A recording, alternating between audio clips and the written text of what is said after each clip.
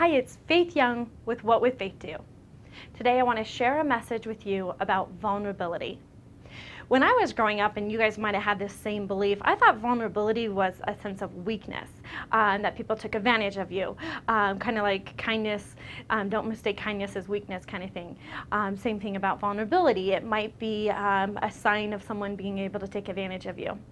Well, I learned and discovered a few years ago when I was at a workshop, I had a friend who came up to me and said, "Hey Faith, do you know about vulnerability? Can you explain to me what vulnerability is?" And I said, "Yeah, sure, absolutely."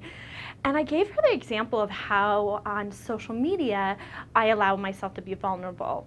And one of the ways I do that is by simply writing the words, "I could really use some extra love right about now."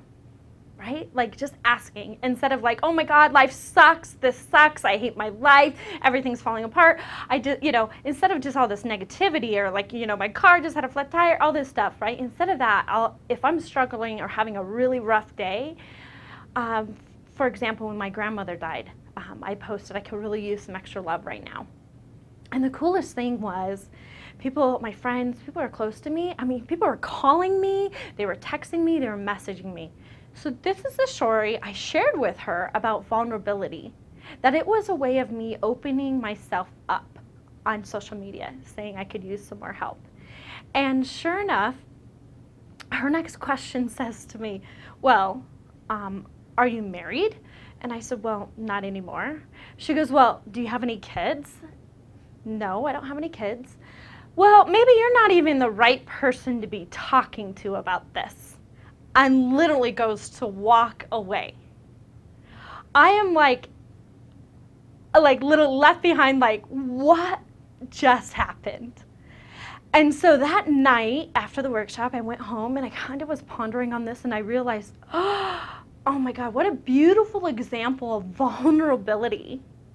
And so the next day I had the courage and I went up to her and I said, "Hey, my friend, can I just share the experience with yesterday with vulnerability and my experience of what happened afterwards?" She's like, "Sure, I guess so." And I said, "Here's the thing. I was telling you about my vulnerability and how I posted on Facebook and what it looks like. In actuality, I was literally showing you my own vulnerability. And you literally went straight for the jugular and walked away in the middle of this moment of being vulnerable, so vulnerable." She goes, "Precisely. So why would I ever let myself be vulnerable if someone could go straight for the jugular?" And I said, simply, "Because you had two choices. You could love me and embrace me or not. And you chose the other one. But what I've discovered in my life that I'm willing to create space to be vulnerable, because even though she walked away, she could have still created something different." So afterwards, I had the courage to go up on stage and share this story in front of everybody in the weekend. And this is a 3-day intensive workshop, and these people are doing intensive healing and shifting and so on and so forth, and you become very intimate with them.